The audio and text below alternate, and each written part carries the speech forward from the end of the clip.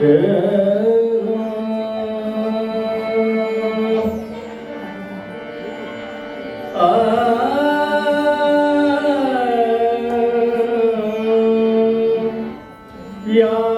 ಜನ್ಮದ ಋಣದ ಪುಣ್ಯವೋ ಒಲಿದೆ ಗುರುಕುಮಾರೇಶ್ವರ. ಚೈತನ್ಯಂ ಶಾಶ್ವತಂ ಶಾಂತಂ ವ್ಯೋಮಾತೀತಂ ನಿರಂಜನಂ ನಾದವಿದ್ದು ಕಳಾತೀತಂ ತಸ್ಮೈ ಶ್ರೀ ಗುರವೇ ನಮಃ. ಪ್ರಾತಸ್ಮರಣೀಯರಾದ ಸಿದ್ಧಲಿಂಗೇಶ್ವರರನ್ನ ಕುಮಾರೇಶ್ವರರನ್ನ ಮನೋಮಂದಿರದಲ್ಲಿ ಧ್ಯಾನಿಸಿ ಪುಣ್ಯಾತ್ಮರ ಸಿದ್ಧಲಿಂಗೇಶ್ವರರ ಪವಿತ್ರ ಭೂಮಿಯಾದ ಈ ಮಠದ ಆವರಣದಲ್ಲಿ ಶಿವಯೋಗ ಸಮಾಧಿಸ್ಥರಾದ ಯಳಂದೂರ ಬಸವಲಿಂಗ ಮಹಾಶಿವಯೋಗಿಗಳವರ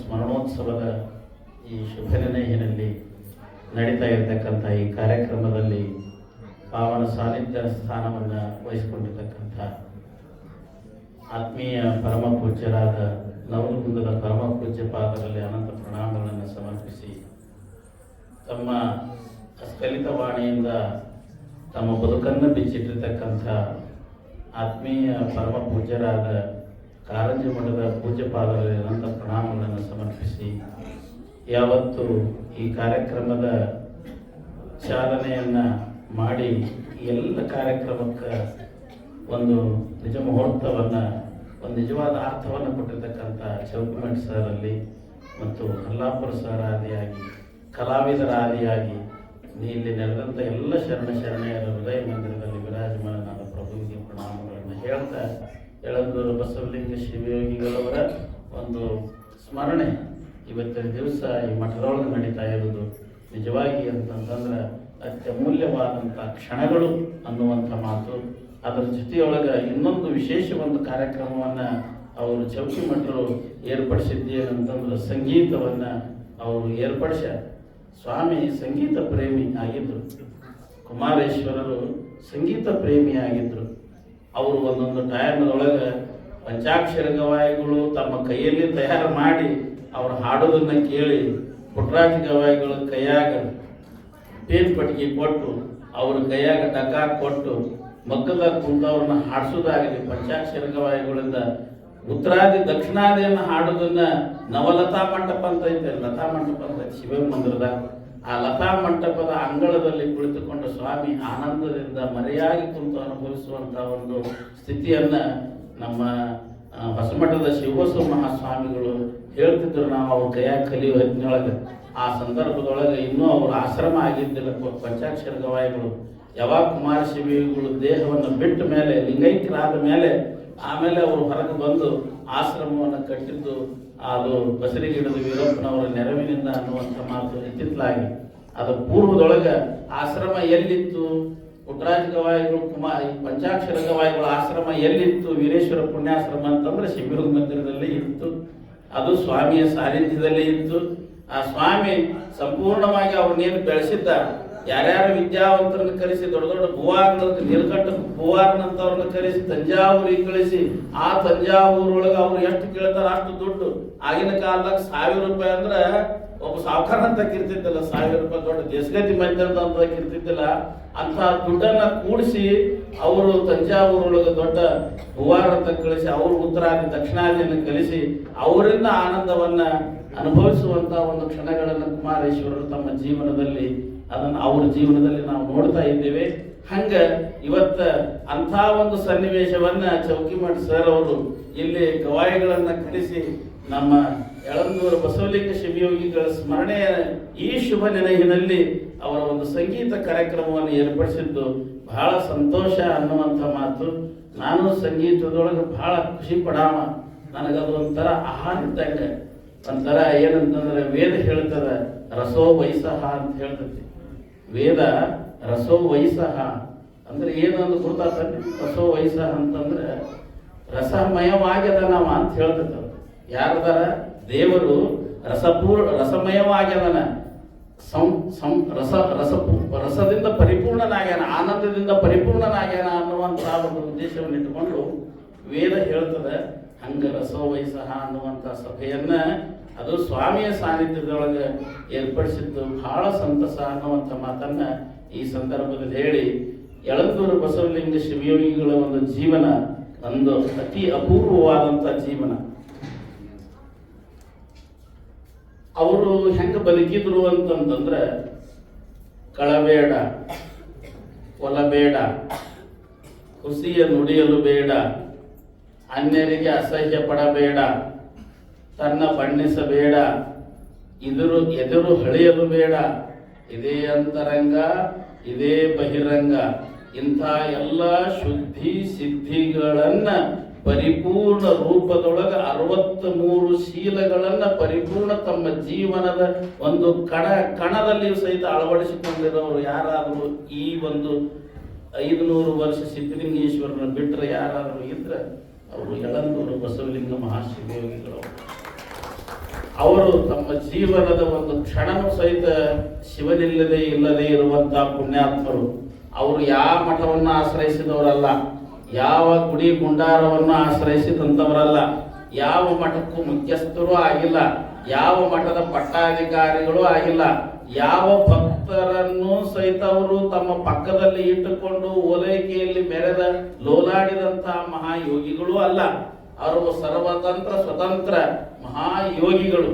ಅವರು ಎಷ್ಟರ ಮಟ್ಟಿಗೆ ಯೋಗಿಗಳು ಅಂತಂದ್ರೆ, ಆಗಿನ ಕಾಲದೊಳಗ ವಶಿಷ್ಠ ಅಂತ ಏನು ಕರಿತೀವಿ, ಕಪಿಲ ಕಣಾದರು ಅಂತ ಏನು ಕರಿತೀವಿ, ವಶಿಷ್ಠ ವಿಶ್ವಾಮಿತ್ರರು ಅಂತ ಏನು ಕರಿತೀವಿ, ಗೌತಮರು ಅಂತ ಏನು ಕರಿತೀವಿ, ಆ ಎಲ್ಲ ಗೌತಮ ಕಪಿಲ ಕಣಾದರನ್ನ ಮೀರಿಸಿದಂತ ಯೋಗ್ಯತೆಯನ್ನ ಪಡೆದಂತ ದೊಡ್ಡ ಮಹಾನ್ ಶಕ್ತಿ ಈ ಯಳಂದೂರು ಬಸವಲಿಂಗ ಶಿವಯೋಗಿಗಳಿಗೆ ದಕ್ತದೆ ಅನ್ನುವಂಥ ಮಾತನ್ನ ಅವರ ಜೀವನದ ಒಂದು ಚರಿತ್ರೆಯಲ್ಲಿ, ಅವರ ಜೀವನ ಚರಿತ್ರೆಯಲ್ಲಿ ಹೇಳಿಕೊಂಡಿಲ್ಲ. ಇನ್ನೊಂದು ವಿಶೇಷ ಏನು, ತನ್ನ ಬಣ್ಣಿಸಬೇಡ ಅಂತ ಬಸವಣ್ಣ ಅವ್ರು ಹೇಳ್ತಾರೆ. ಇಲ್ಲಿ ನಮ್ಮವ್ರದೊಂದು ಏನಂತಂದ್ರೆ, ನಮ್ಮ ಪರಂಪರೆಯೊಳಗೆ ಒಂದು ಇತಿಹಾಸದ ಕೊರತೆ ಬಹಳ ಅದ. ಲಿಂಗಾಯತ ಪರಂಪರೆ ಏನು ಸಂತರು ಶರಣರು ಏನು ಆಗಿ ಹೋಗ್ಯಾರ, ಅವರಲ್ಲಿ ಒಂದು ಇತಿಹಾಸದ ಕೊರತೆ ಏನು ಅಂತಂತಂದ್ರೆ, ತನ್ನ ಬಣ್ಣಿಸಬೇಡ, ತನ್ನನ್ನು ತಾನು ಹೇಳಿಕೊಂಡ್ರೆ ಎಲ್ಲಿ ನಾನು ಚ್ಯುತಿವಂತನಾಗ್ತೇನೆ ಅನ್ನುವಂತ ಒಂದು ಭಾವನೆ ಇರುವುದರಿಂದ ಅದನ್ನ ಹೇಳಿಕೊಳ್ಳಿಕ್ಕೆ ಹೋಗಿಲ್ಲ. ಅವರು ಯಾರು ಶರಣರು ನಾನು ಇದು ಅಂತ ಯಾರು ಹೇಳಿಲ್ಲ. ನನ್ನ ಮಕ್ಕಳು ಮರಿ ಇಂಥವ್ರು ಅಂತ ಹೇಳಿಲ್ಲ. ಅಕ್ಕಮಾದೇವಿಗೆ ಗದ್ದಿಗಿಲ್ಲ, ಪ್ರಭುದೇವರದು ಗದ್ದಿಗಿಲ್ಲ, ಬಸವಣ್ಣವ್ರದ್ದು ಗದ್ದಿಗಿಲ್ಲ. ಅವು ಯಾವೂ ಇಲ್ಲದೆ ಇರುವಂತ ಬಯಲಿಗೆ ಬಯಲಾಗಿ ನಿರ್ಭಯಲಾಗಿ ಅನಂತ ಆಕಾಶದೊಡನೆ ಒಂದಾದಂತ ಮಹಾನ್ ಶರೀರ ಉಳ್ಳಂತ ಆ ನಿಶ್ಶರೀರಿಗಳು ಏನದಾರಲ್ಲ, ಅವರು ನಿಜವಾಗಿ ಎಲ್ಲಿ ತಮ್ಮನ್ನ ತಾವು ಕೊಂಡಾಡಿಕೊಂಡಿಲ್ಲ, ಎಲ್ಲಿ ತಮ್ಮನ್ನ ತಾವು ಹೇಳಿಕೊಂಡಿಲ್ಲ. ಆ ಸಂದರ್ಭದಲ್ಲಿ ಯಾರ್ಯಾರು ಇದ್ರಲ್ಲ, ಅವರೊಂದಿಷ್ಟು ಗುರುತುಗಳನ್ನ ಮಾಡಿಟ್ಟಿದ್ದ ನಮಗೆ ದಕ್ಕಿದ್ದೆ ಹೊರತು ನಿಜವಾದ ಇನ್ನೂ ಕೆಲವು ಅಂಶಗಳು ನಮಗೆ ಗುರುತೇ ಇಲ್ಲ. ಯಳಂದೂರು ಬಸವಲಿಂಗ ಶಿವಯೋಗಿಗಳು ಸಹಿತ ಅದೇ ಪರಂಪರೆಯಲ್ಲೇ ಬಂದವರು. ಯಡಿಯೂರು ಸಿದ್ಧಲಿಂಗೇಶ್ವರ ಜೀವನ ಚರಿತ್ರೆ ನಮ್ಗೆ ಅದು ಕರಾರವಾಗಿ ಸಿಗಕ್ಕೆ ಕಾರಣ ಏನಂತಂದ್ರೆ, ಅವ್ರ ಶಿಷ್ಯರಾದ ವಿರಕ್ತ ತೋಟದಾರರು ಅಂತ ಏನಂತೀವಿ ಅವರೆಲ್ಲ ಬರೆದ್ರು. ಅವರು ಹಿಂದಿದ್ದಂಥವ್ರು ಅದನ್ನ ದಾಖಲಿಸಿಕೊಂತ ಹೋಗಿದ್ದಕ್ಕೆ ಅವರ ಚರಿತ್ರೆ ಮರಿತೋಟದಾರರು ಅಂತ ಬರ್ತಾರೆ. ಸಿದ್ಧಲಿಂಗೇಶ್ವರ ಶಿಷ್ಯರೊಳಗ ಮರಿತೋಟದಾರರು ಅಂತ ಬರ್ತಾರೆ. ಆ ಮರಿತೋಟದಾರರು ಅವ್ರ ಹಿಂದೆ ಸೇವೆಯೊಳಗಿರುವಂತಹ ಸಂದರ್ಭದೊಳಗ ಸ್ವಾಮಿ ಎಲ್ಲೆಲ್ಲಿ ಸಂಚಾರ ಮಾಡ್ತಾನ, ಎಲ್ಲೆಲ್ಲಿ ತಂಗತಾನ, ಅಲ್ಲೆಲ್ಲಿ ಏನೇನು ಪ್ರಭಾವ ಏನೇನು ಬೀರ್ತದ, ಅಲ್ಲಿ ಏನೇನು ವಾತಾವರಣದಲ್ಲಿ ನಿರ್ಮಾಣ ಆಗ್ತದ ಅನ್ನುವಂಥದ್ದನ್ನ ಕಣ್ಣಾರೆ ಕಂಡು ಅನುಭವಿಸಿ ಕೆಲವೊಂದು ದಾಖಲೆಗಳನ್ನ ಬುದ್ಧನಿಂದ ಪೂರ್ಣ ಹೆಂಗ ಬರ್ಕೊಂತ ಬಂದ, ಹಂಗ ಸಿದ್ಧಲಿಂಗೇಶ್ವರ ಹೆಂಗ ಮರಿತೋಟದಾರರು ಬರೆದ್ರು. ಹೇರಂಬ ಕವಿ ಬರೆದ ಒಬ್ಬ ಬ್ರಾಹ್ಮಣ, ಒಬ್ಬ ನಿಜವಾಗಿ ಅದು ತನ್ನ ಒಂದು ಇದನ್ನ ಮರೆತು ಅವರು ಸಹಿತ ಸಿದ್ಧಲಿಂಗೇಶ್ವರರಿಗೆ ಅವರ ಶಕ್ತಿಗೆ ಪರವಶನಾಗಿ ಅವರು ಅದನ್ನು ಬರೆದಿರುವಂತಹದ್ದನ್ನು ನೋಡಿದ್ರೆ ಎಲ್ಲಿಯೂ ಸಹಿತ ಅವರು ತಮ್ಮನ್ನ ತಾವು ಹೇಳಿಕೊಳ್ಳಿಕ್ಕೆ ಹೋಗಿಲ್ಲ. ಎಲ್ಲಿ ತಾವಿದ್ದಾಗ ಗ್ರಂಥ ರಚನೆ ಮಾಡಿಕೊಂಡಿಲ್ಲ, ಎಲ್ಲಿಯೂ ತಾವು ಗ್ರಂಥ ಸಂಪುಟ ಪ್ರಿಂಟ್ ಮಾಡಿ ಯಾರಿಗೂ ಹಂಚುವಂತ ಪ್ರಶ್ನೆ ಮಾಡಿಲ್ಲ. ಯಾಕಂತಂದ್ರೆ ಬಯಲು ಗಳಿಕೆಯನ್ನ ಮಾಡ್ಬೇಕಂತ ಬಂದವರು ಬಯಲು ಗಳಿಕೆಯನ್ನ ಮಾಡಿ ಹೋದ್ರು ಹೊರತು ಇಹದ ಗಳಿಕೆಯನ್ನ ಮಾಡಲಿಲ್ಲ. ಇಹದ ಗಳಿಕೆಗೆ ಒತ್ತು ಕೊಟ್ಟಿಲ್ಲ. ಯಾಕಂದ್ರೆ ಬಸವ ಪರಂಪರೆ ಇರುವುದೇ ಹಂಗೆ.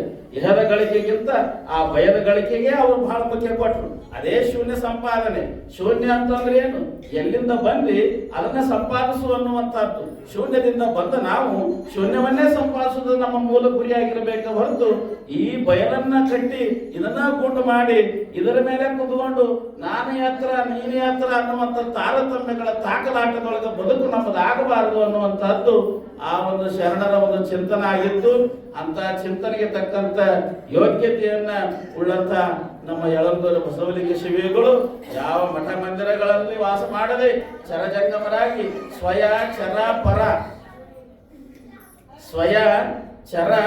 ಪರ ಈ ಮೂರು ಜಂಗಮ ಸ್ಥಾನವನ್ನ ತಮ್ಮ ಜೀವನದಲ್ಲಿ ಅಳವಡಿಸಿಕೊಂಡು ಎಲ್ಲಿ ನೆನೆ ನಿಲ್ಲದಂತೆ ಶಂಭುಲಿಂಗನ ಬೆಟ್ಟದಲ್ಲಿ ಈ ನಮ್ಮ ಕುಮಾರ ಶಿಬಿಗಳನ್ನು ಕರ್ಕೊಂಡು ಹೋಗಿ ತಪಸ್ಸು ಮಾಡಿ, ಅವರು ತಪಸ್ಸು ಮಾಡಿದ್ರು, ಇವರು ತಪಸ್ಸು ಮಾಡಿದವರ ಇದ್ರು, ಇಬ್ಬರ ತಪಸ್ಸು ಏಕಾಗಿ ಇದು ಒಂದು ಸಮಾಜಕ್ಕೆ ಒಂದು ದೊಡ್ಡ ಪ್ರಕಾಶ ಅನ್ನುವಂಥದ್ದನ್ನ ಅವರು ದಯಪಾಲಿಸಿದ್ರು ಅನ್ನುವಂಥ ಮಾತನ್ನ ಅವರ ಜೀವನ ಚರಿತ್ರೆಯನ್ನು ಸಿಗ್ತದೆ.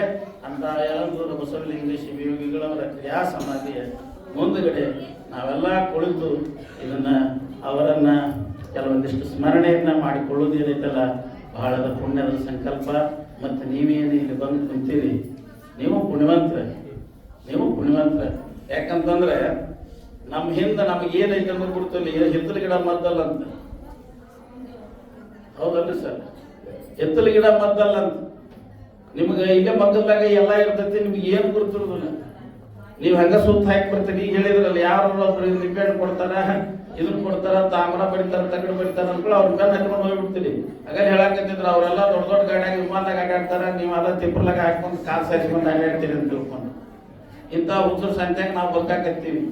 ಆದ್ರೆ ಒಂದು ಮಾತು ನೆನಪಿರಲಿ, ಎಲ್ಲರೂ ಸತ್ಯವಾಗಿದ್ರು ಸಹಿತ ಒಂದು ಮಾತ್ರ ಸುಳ್ಳು. ಅದು ಏನು ಅಂತಂತಂದ್ರೆ, ಯಾವುದನ್ನೂ ಸಹಿತ ನಮ್ಮ ಆತ್ಮ ಸಾಕ್ಷಿಯಿಂದ ನಂಬಕ್ ಹೋಗ್ಬಾರ್ದು.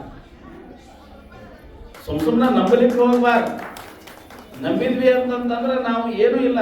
ನಾವು ನಂಬುದಾತಂದ್ರೆ ಯಾರು ನಂಬಬೇಕು ಅಂತಂದ್ರೆ ಅವ್ ಮ್ಯಾಲಿರೋ ಒಬ್ಬವನ್ನ ನಂಬಬೇಕು. ಅವನಿಗೆ ನಮ್ಮದೆಲ್ಲನ್ನ ಪ್ರತಿಪಾದಿಸ್ಬೇಕು, ಅವನ ಮೇಲೆ ನಿವೇದನೆ ಮಾಡಿಕೊಳ್ಬೇಕು.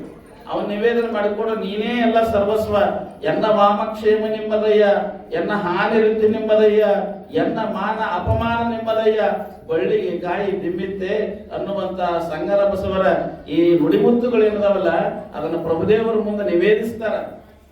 ಬಸವಣ್ಣನವರು ಪ್ರಭುದೇವರು ಬರುವಾಗ ಅದನ್ನ ಚನ್ನ ಬಸವಣ್ಣನವರು ಬಂದು ಹೇಳ್ತಾರ, ನೋಡ್ಬಾ ಅಲ್ಲೇ ಅವ ಹೆಂಗ್ ಬರಾಕಂತ ನೀ ಇಲ್ಲಿ ಬಂದು ಪೂಜೆ ಮಾಡ್ಕೊಂತ ಕುಂತಿ ಅಂದಾಗ, ಅವಾಗ ಅವ್ರಿಗೊಂದು ಸ್ವಲ್ಪ ಇನ್ಸರ್ಟ್ ಆದಂಗಾಗಿ ಬಸವಣ್ಣನವ್ರು ಹೋಗಿ ಪ್ರಭುದೇವರ ಮುಂದೆ ಉದ್ದಕ ಸಾಷ್ಟಾಂಗ ನಮಸ್ಕಾರ ಹಾಕಿ, ಎನ್ನ ವಾಮಕ್ಷೇಮ ನಿಂಬುದು, ಎನ್ನ ಹಾನಿ ವೃದ್ಧಿ ನಿಂಬುದು, ಎನ್ನ ಮಾನ ಅಪಮಾನ ನಿಂಬುದು, ಬಳ್ಳಿಗೆ ಕಾಯಿ ದಿಮ್ಮಿತೆ ಅನ್ನುವಂಥ ಮಾತು, ಎನ್ನ ತಪ್ಪು ಅನಂತ ಕೋಟಿ, ನಿಮ್ಮ ಸೇರಣಿಗೆ ಲೆಕ್ಕವಿಲ್ಲ, ಇನ್ನ ಮುನ್ನ ತಪ್ಪಿದೆಯಾದಡೆ ನಿಮ್ಮಾಣೆ, ನಿಮ್ಮ ಪ್ರಮಥರಾಣೆ ಅನ್ನುವಂಥ ಮಾತನ್ನ ಪ್ರಭುದೇವರ ಮುಂದೆ ಹೇಳಬೇಕಾಗಿತ್ತು. ಅಂತಂತಂದ್ರೆ ಬಸವಣ್ಣನವರ ಕಿಂಕರತೆ, ಆ ಪ್ರಭುವಿನಲ್ಲಿರತಕ್ಕಂಥ ಶಂಕರತೆ ಎಷ್ಟಿತ್ತು ಅನ್ನುವಂಥದ್ದನ್ನ ಅಳಿಯುವುದು ಬಹಳ ಕಷ್ಟ ಅನ್ನುವಂಥ ಮಾತನ್ನ ಈ ಸಂದರ್ಭದಲ್ಲಿ ಹೇಳಿ, ಇವರಿಬ್ಬರ ಕಿಂಕರತೆ ಶಂಕರತೆಯನ್ನು ಒಳಗೊಂಡಂತ ಯಳಂದೂರು ಬಸವಲಿಂಗ ಶಿವಯೋಗಿಗಳವರು ನಮಗೆ ಆಧ್ಯಾತ್ಮಿಕ ಮೇರು ವ್ಯಕ್ತಿತ್ವವನ್ನು ದಯಪಾಲಿಸಿದರು. ಅವರೇ ಕುಮಾರ ಶಿವಯೋಗಿಗಳವರು. ಅವರಿಂದ ಈ ಬಾಳು ಬೆಳಕಾತು, ನಾವು ಕುಳಿತುಕೊಂಡು ನಾಲ್ಕು ಮಾತುಗಳಿಗೆ ಹಂಚಿಕೊಳ್ಳಲಿಕ್ಕೆ ಅನುಕೂಲ ಆಯ್ತು ಅನ್ನುವಂಥ ಮಾತನ್ನ ಈ ಸಂದರ್ಭದಲ್ಲಿ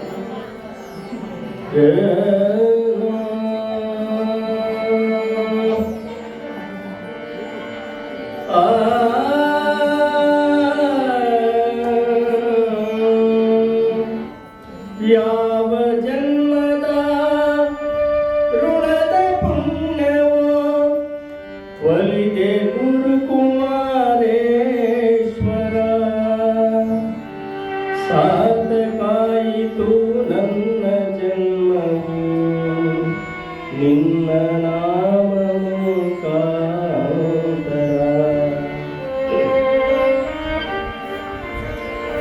ಯಾವ ಜನ್ಮದ